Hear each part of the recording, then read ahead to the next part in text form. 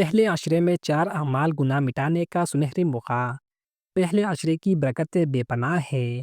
اگر یہ 4 اعمال کرے تو گناہوں کی معافی کا سنہری موقع ہاتھ سے نہ جانے دے۔ نمبر 1، باجماعت نماز اور خشوع۔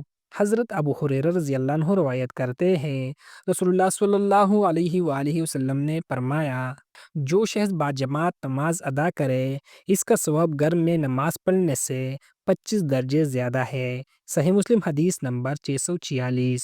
نبی صلی اللہ علیہ وآلہ وسلم نے نماز باجماعت کو سب سے افضل قرار دیا۔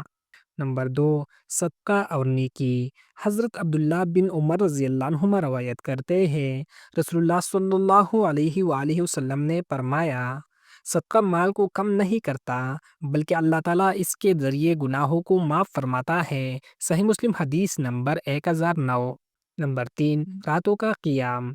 حضرت انس رضی اللہ عنہ روایت کرتے ہیں، رسول اللہ صلی اللہ علیہ وآلہ وسلم نے فرمایا، جو شخص ایمان اور ثواب کی نیت سے رمضان کی راتیں قیام کرے اس کے پچھلے گناہ معاف ہو جاتے ہیں۔ صحیح بخاری حدیث نمبر 2009۔ صحیح مسلم حدیث نمبر 759۔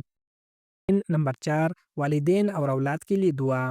حضرت ابن عباس رضی اللہ عنہما روایت کرتے ہیں، رسول اللہ صلی اللہ علیہ وآلہ وسلم نے فرمایا، اے اللہ میرے بچوں کو نیک اور صالح فرما۔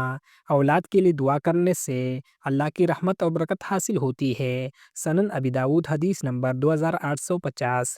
قرآن پاک میں اللہ تعالیٰ فرماتے ہیں، پس جو شخص نیک اعمال کرے خواہ مرد ہو یا عورت اور ایمان لائے تو ہم اسے زندگی میں اچھا ثواب دیں گے اور وہ قیامت کے دن انعام یافتہ ہوں گے۔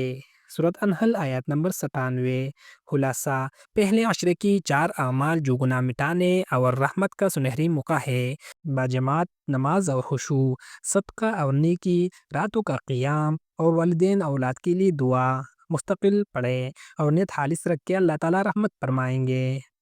اے اللہ ہمیں پہلے عشرے کے 4 اعمال کرنے کی توفیق عطا فرما، ہمارے گناہ معاف کر دے، ہمارے رزق اور درجات بلند فرما، آمین۔